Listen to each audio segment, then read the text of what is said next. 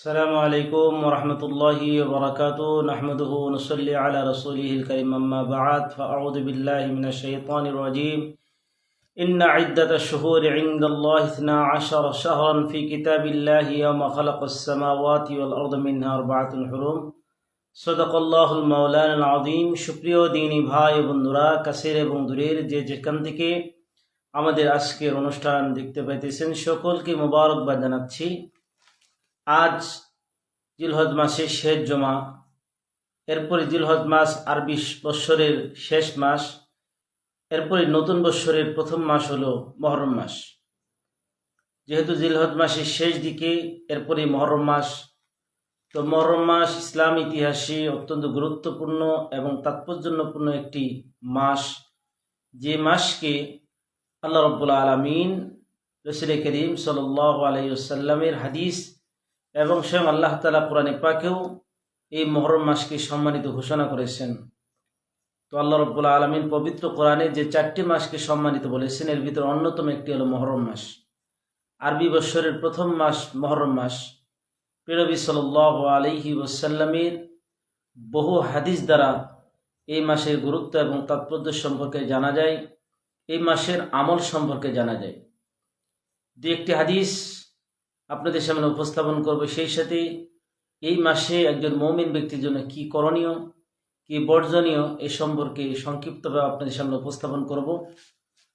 প্রথমেই, যেহেতু আরবি মাস, আরবি বৎসরের প্রথম মাস হলো মহরম মাস, তো এই মাসের গুরুত্ব এবং তাৎপর্য সম্পর্কে বিখ্যাত সাহাবী হযরত আবু হুরায়রা রাদিয়াল্লাহু তাআলা আনহু থেকে একটি হাদিস, যে হাদিসটি সহিহ মুসলিমে 1163 নম্বর হাদিস। عن أبي هريرة رضي الله تعالى عنه أفضل الصيام بعد رمضان شهر الله المحرم وأفضل الصلاة بعد الفريضة صلاة الليل।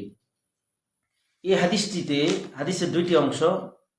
হযরত আবু হুরায়রা রাদিয়াল্লাহু তাআলা আনহু তিনি নিজে বর্ণনা করেন, রমজানের পরে সবথেকে আল্লাহর কাছে ফজিলতপূর্ণ রোজা হলো মহরম মাসের, শাহরুল্লাহিল মুহাররম, আল্লাহর মাস মহরম মাসের রোজা। তো মহরম মাস শাহরুল্লাহ বলা হয়েছে এই গুরুত্ব এবং তাৎপর্য সম্পর্কে বর্ণনা বোঝানোর জন্য।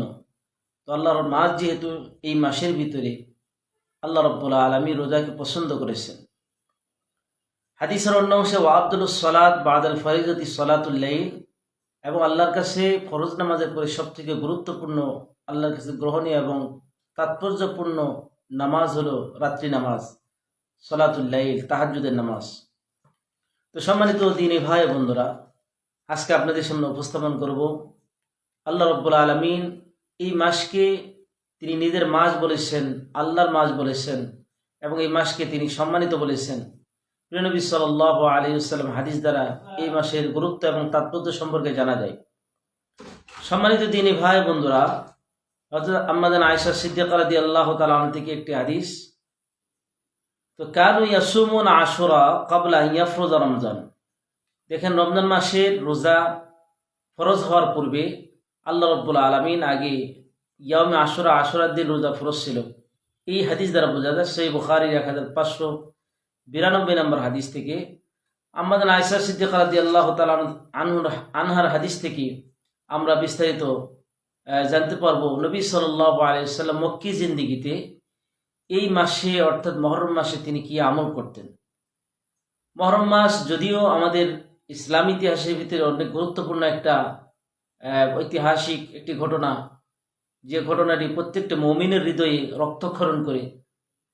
হুসাইন রাদিয়াল্লাহু তাআলা আনহু শাহাদত কারবালার ময়দানে, যে ঘটনাটি ঘটেছিল 61 হিজরিতে।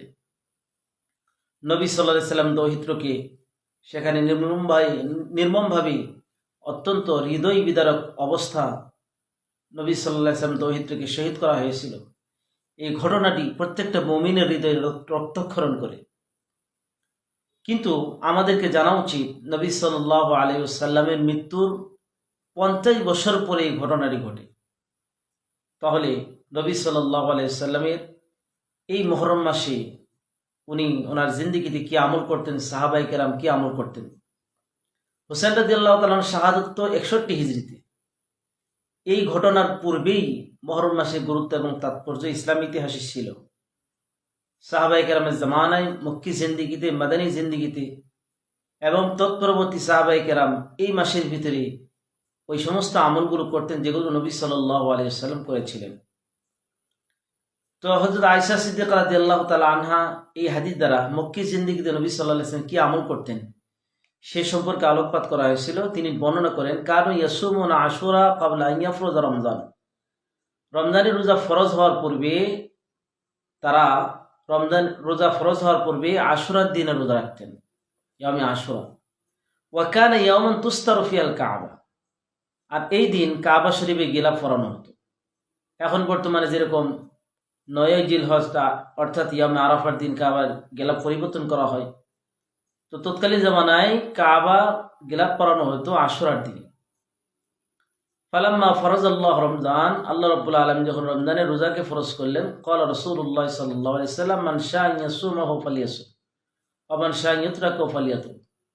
অর্থাৎ কোনো ব্যক্তি যখন রমজানের রোজা আল্লাহ রাব্বুল আলামিন ফরজ করলেন, আল্লাহ রাসূল সাল্লাল্লাহু আলাইহি ওয়াসাল্লাম তখন সকলকে বলে দিলেন যে কেউ চাইলে এখন এই রোজা রাখতে পারে অথবা কেউ চাইলে ছেড়ে দিতে পারে।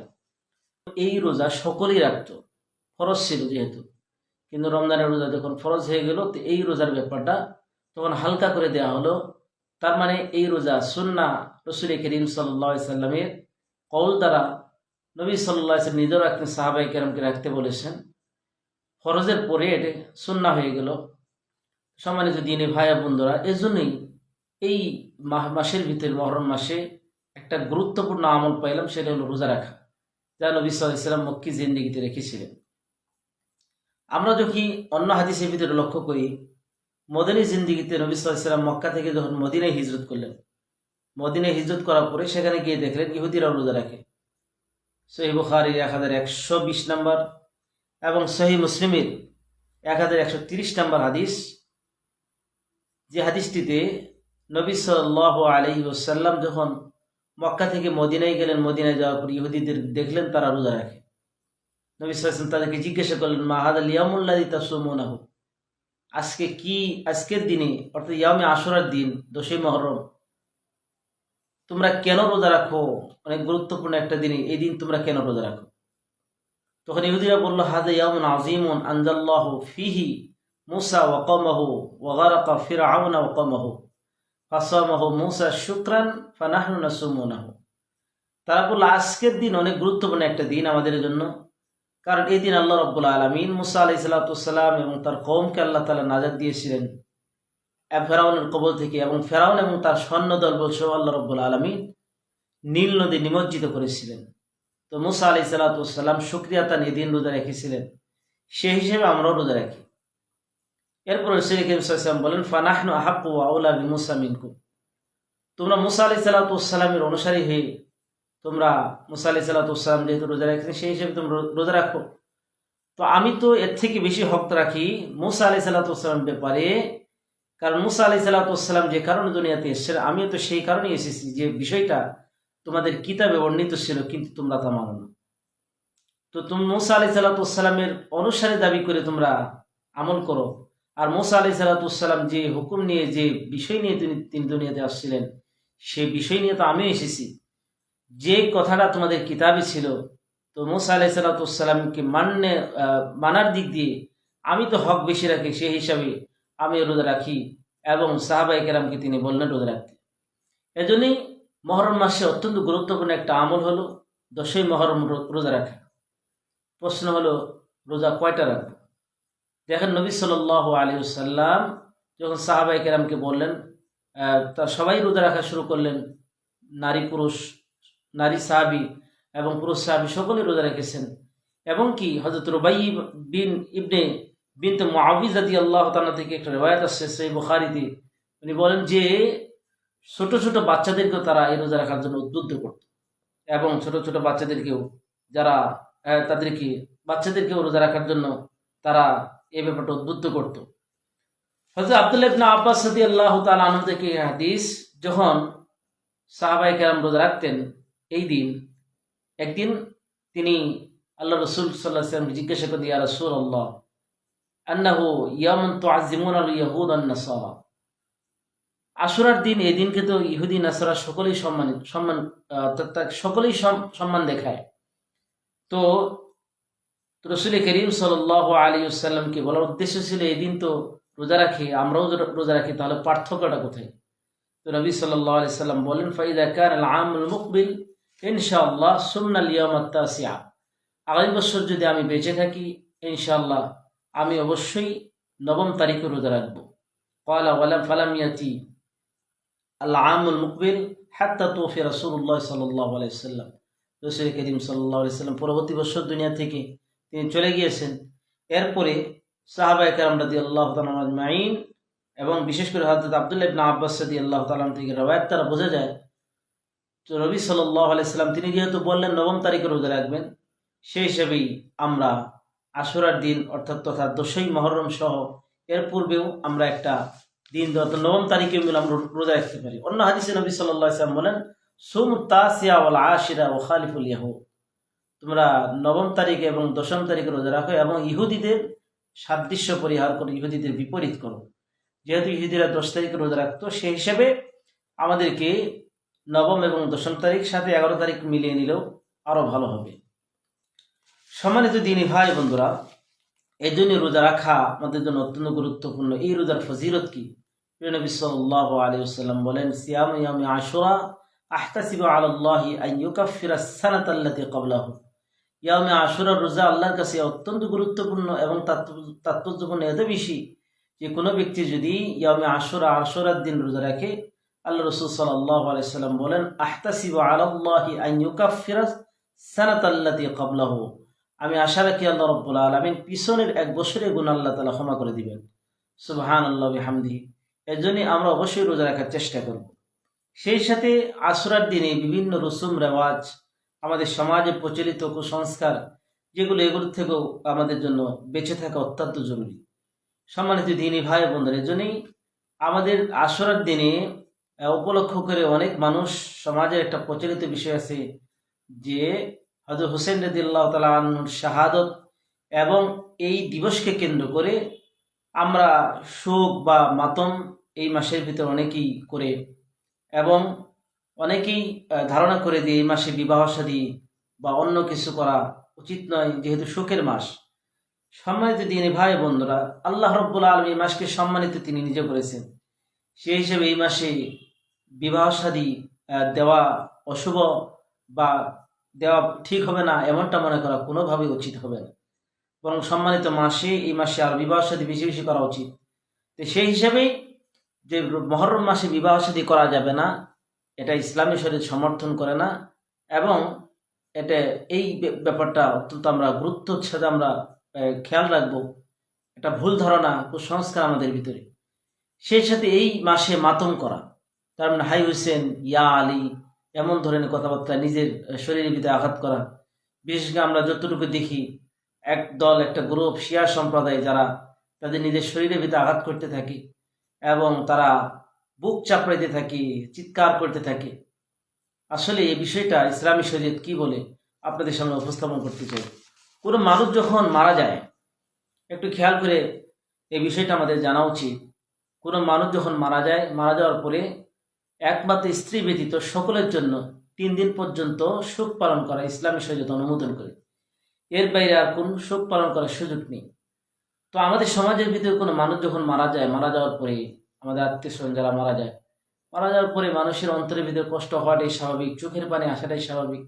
নবী সাল্লাল্লাহু আলাইহি সাল্লাম নিজেও ওনার সন্তানের জন্য যখন মৃত্যুবরণ করেছে ইব্রাহিম রাদিয়াল্লাহু তাআলা আনহু, তিনি নবী সাল্লাল্লাহু আলাইহি সাল্লাম নিজেও কেঁদেছেন, চোখের পানি ঝরেছে। কিন্তু সীমাতিরিক্ত বা সীমা লঙ্ঘন করা যাবে না। ইসলামী শরীয়ত যতটুকু বলেছে অতটুকুর ভিতরেই আমাদের সীমাবদ্ধ থাকতে হবে।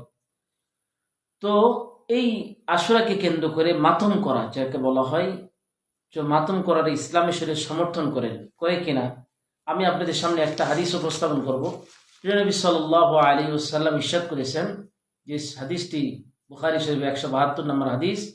নবী সাল্লাল্লাহু আলাইহি ওয়াসাল্লাম বলেন, লাইসা মিন্না মান লাতামাল খুদুদা ওয়া শাক্কাল জুয়ুব ওয়া দাআ বিদাওয়াতিল জাহিলিয়া। নবী সাল্লাল্লাহু আলাইহি ওয়াসাল্লাম অন্য হাদিসে বলেন, বুখারীতে 1297 নম্বর হাদিস, আন আব্দুল্লাহ রাদিয়াল্লাহু তাআলা আনিন নবী সাল্লাল্লাহু আলাইহি ওয়াসাল্লাম, লাইসা মান দারাবাল খুদুদা ওয়া শাক্কাল জুয়ুব ওয়া দাআ বিদ-দাওয়াতিল জাহিলিয়া। দুইটা হাদিসের মাফহুম একই। নবী সাল্লাল্লাহু আলাইহি সাল্লাম বললেন, লাইসা মিন্না, সে আমার উম্মতের অন্তর্ভুক্ত না। প্রিয় নবী সাল্লাল্লাহু আলাইহি সাল্লাম একবার স্পষ্ট করে জানিয়ে দিলেন, সে আমার উম্মতের অন্তর্ভুক্ত না। কে?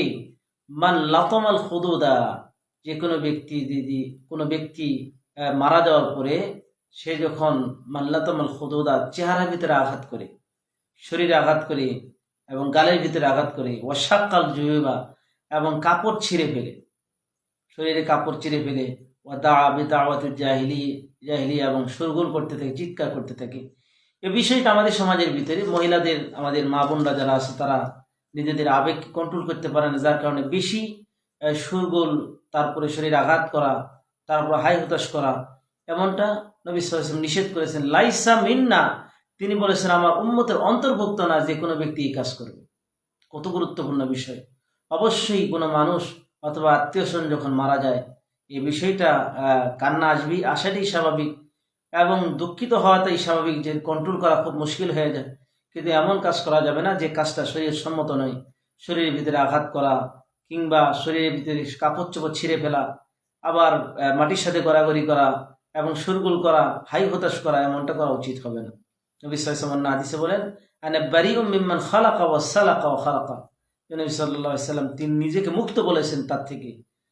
তো সেই হিসাবে আমাদেরকে অবশ্যই সতর্ক থাকতে হবে যে মাতম করা, কোনো মানুষের শোক প্রকাশ করার মাধ্যমে এমনটা নয় যে শরীরের ভিতরে আঘাত করা। যারা শরীরের ভিতরে আঘাত করে রক্তাক্ত করেন, এটাকে আবেগ বলেন, স্পিরিট বলেন, এটা আসলে ইসলাম শরীয়ত সমর্থন করে না। তো রক্তাক্ত করা কিংবা এমন হাই হতাশ করা, ইয়া হোসেন, হাই আলী, এমন ধরনের কথা, হাই হতাশ করা, এটা ইসলামের শরীয়ত সমর্থন করে না। তবে হুসেন রাদিয়াল্লাহু তাআলা আনহু শাহাদত অত্যন্ত হৃদয় বিদারক ঘটনা এবং প্রত্যেকটা মুমিনের অন্তরের ভিতরে কষ্ট লাগার বিষয়। কারবালার মধ্যে নির্মমভাবে হযরত সাল্লাল্লাহু আলাইহি ওয়াসাল্লাম দৌহিত্রকে হযরত হুসেন রাদিয়াল্লাহু তাআলা আনহু যেভাবে নির্মমভাবে তাকে শহীদ করা হয়েছিল, প্রত্যেকটা মুমিনের হৃদয়ের ভিতরে, হৃদয়ের স্পন্দন ছিল, যেহেতু হৃদয়ের ভিতরে রক্তক্ষরণ অবশ্যই হওয়ার কথা। কারণ নবী সাল্লাল্লাহু আলাইহি ওয়াসাল্লাম নিজে বলেছেন, হুসেন রাদিয়াল্লাহু তাআলাকে ভালোবাসতে, আহলে বাইতের প্রতি মহব্বত, ভালোবাসা আমাদের ঈমান। আমরা হুসেন রাদিয়াল্লাহু তাআলা আনহুকে মহব্বত করি, ভালোবাসি, এবং আহলে বাইতের প্রতি অবশ্যই আমাদের মহব্বত আছে, বিন্দুমাত্র কোনো সন্দেহ নেই। কিন্তু এমনটা করা যাবে না, নবী সাল্লাল্লাহু আলাইহি ওয়াসাল্লাম যা থেকে নিষেধ করেছেন। তো এই জন্যই হুসেন রাদিয়াল্লাহু তাআলার শাহাদাতকে কেন্দ্র করে মুহররম মাসের ভিতরে হাই হতাশ করা কিংবা তাজিয়া মিছিল করা, শোক র্যালি করা, এই সমস্ত গর্হিত এবং কুসংস্কার থেকে আমরা বিরত থাকব। আর এই মাসে বিবাহ শাদী দেওয়া যাবে না, কিংবা অন্যান্য যে কাজগুলো আছে, সুখগাথা উপস্থাপন করা, এগুলো আমরা থেকে বিরত থাকবো। আল্লাহ রাব্বুল আলামিন আমাদেরকে তৌফিক দান করুক। তো মুহররম মাসের ভিতরে বেশি বেশি ইস্তেগফার করা, বেশি বেশি আমল করা, রোজা রাখা এবং সমস্ত কুসংস্কার বিদআত থেকে নিজেকে হেফাজত করা। আল্লাহ রাব্বুল আলামিন আমাদেরকে তৌফিক দান করুন। দেখেন, একটা কথা মুহররম মাসকে উপলক্ষ করে এই মাসে বিভিন্ন দুর্ঘটনা, বিভিন্ন বক্তব্য, বিভিন্ন আওয়াজের ভিতরে, বিভিন্ন কিতাবের ভিতরে, বিভিন্ন বইয়ের ভিতরে আমরা পাই, যেগুলো আসলে, যেমন নূহ আলাইহিস সালামের ঘটনা, হযরত মুসা আলাইহিস সালামের ঘটনা এবং হযরতে ঈসা আলাইহিস সালামের ঘটনা, বিভিন্ন ঘটনা আমরা এগুলো দেখতে পাই। আসলে এগুলো সূত্র সহিহ সনদের ভিতরে বর্ণিত নয়। সহিহ সনদের ভিতরে শুধুমাত্র দুইটি ঘটনা আছে। মুসা আলাইহিস সালামকে আল্লাহ রাব্বুল আলামিন এদিন মুক্ত দিয়েছিলেন, আর ফেরাউনকে আল্লাহ রাব্বুল আলামিন নীল নদে নিমজ্জিত করেছে, এই দুইটি ঘটনাই আছে। আর হুসেন রাদিয়াল্লাহু তাআলার শাহাদাত পরবর্তী 61 হিজরিতে হয়েছে। আগামী পর্বে ইনশাআল্লাহ আপনাদের সামনে হুসেন রাদিয়াল্লাহু তাআলার শাহাদাত কেমনে হয়েছিল সে সম্পর্কে একেবারে সম্পূর্ণ সংক্ষিপ্তভাবে তথ্যবহুল ঘটনা আপনাদের সামনে উপস্থাপন করবো ইনশাআল্লাহ। সকলকে আগামী পর্ব দেখার আমন্ত্রণ জানিয়ে আজকের মতো বিদায় নিতেছি। আল্লাহ তাআলা আমাদেরকে তৌফিক দান করুন।